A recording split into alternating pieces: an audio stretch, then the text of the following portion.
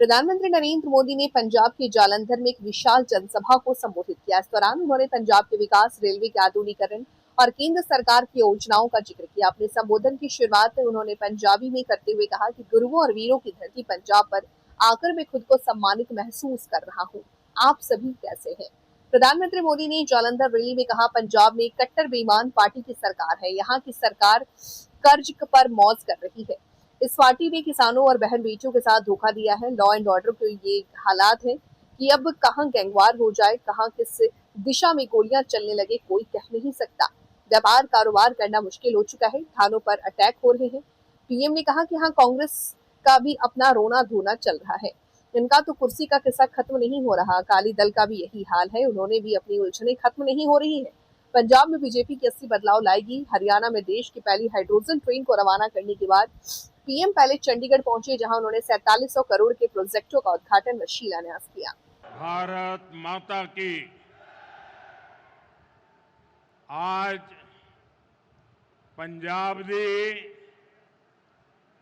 इस गुरुआं पीरां दी धरती ते तुहाडे सारिया दे बीच आके मैनू मान महसूस हो रहा हो।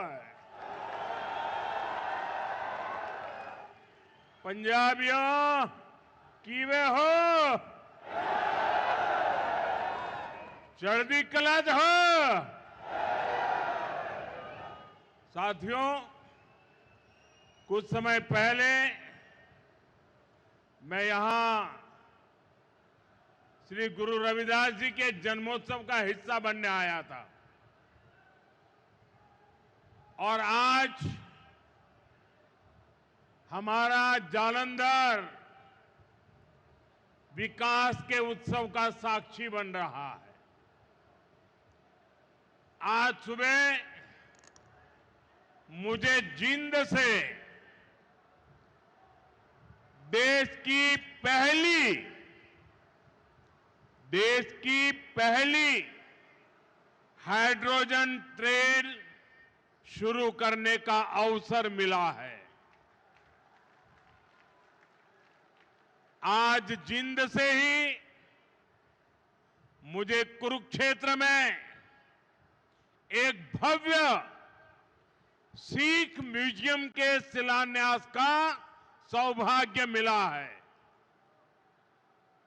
ये म्यूजियम हमारी गुरु परंपरा को, गुरुओं के ज्ञान को भावी पीढ़ी तक पहुंचाने में बड़ी भूमिका निभाएगा। ये गुरुओं की शिक्षाओं, उनके बलिदान और सेवा की परंपरा को जीवंत रूप में प्रस्तुत करने वाला प्रेरणा केंद्र बनेगा। हरियाणा की भाजपा सरकार ने हमारी सिख विरासत को भावी पीढ़ी तक पहुंचाने के लिए ये पवित्र काम शुरू किया है। साथियों, विकास कार्यों को गति देते हुए अब यहां जालंधर से कई नई रेल सेवाएं शुरू की गई है। आज अमृतसर से काशी के बीच रेल सेवा भी शुरू हुई है। इससे गुरु रविदास जी के भक्तों के लिए पंजाब से काशी जाना और अधिक आसान हो जाएगा। आज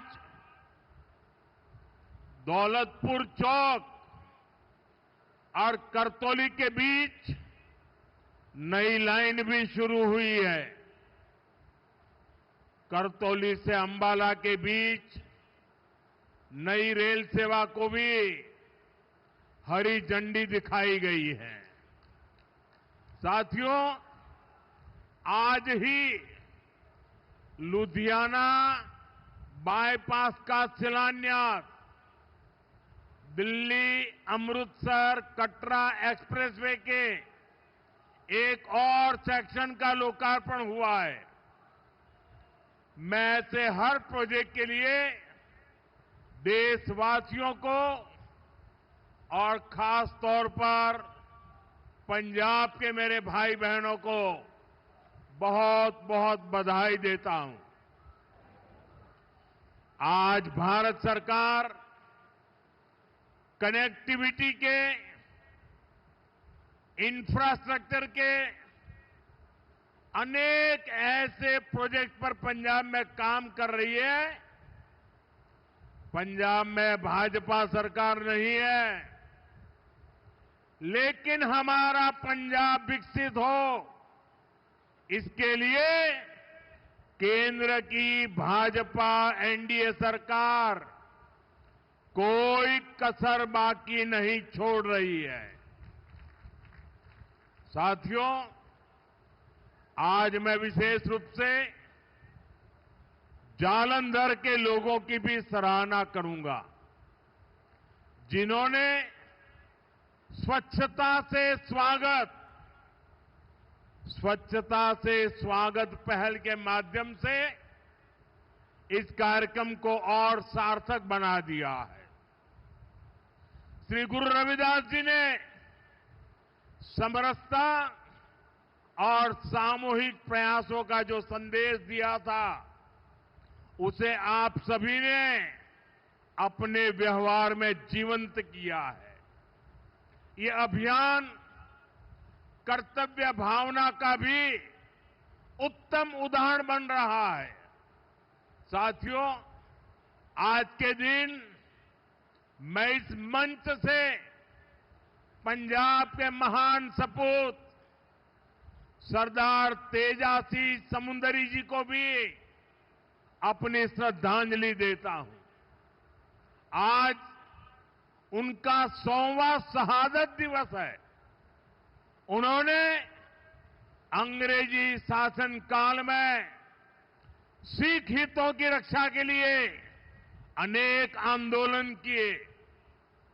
सरदार तेजासी जी ने अपना पूरा जीवन मातृभूमि की सेवा में समर्पित कर दिया।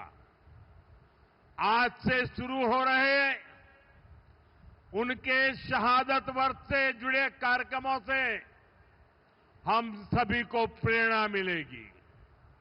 साथियों, केंद्र की भाजपा सरकार की भी प्राथमिकता है भारत के हर नागरिक की सेवा, भारत के हर नागरिक का जीवन आसान बनाना और उसे आगे बढ़ने के लिए नए नए अवसर उपलब्ध कराना।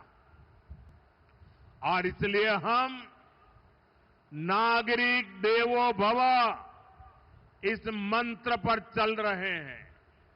गरीब हो, मिडिल क्लास हो, ऐसे हर परिवार को बेस्ट से बेस्ट सुविधा मिले, ये हमारा प्रयास है। और नागरिक देवो भव का ये भाव हमारे काम में दिखता है। साथियों, जो भारतीय रेल है, एक गरीब परिवारों की, मिडिल क्लास परिवारों की सवारी है। लेकिन 2014 से पहले तक रेलवे की क्या स्थिति थी, ये आप अच्छे से जानते हैं। कांग्रेस सरकार नई ट्रेनों की झूठी घोषणा करके आराम से बैठ जाती थी। हमारे जो रेलवे स्टेशन है, इनको तो कांग्रेस ने अपने हाल पर छोड़ दिया था। यहां तक कि अंग्रेजों के जमाने में जो स्टेशन बने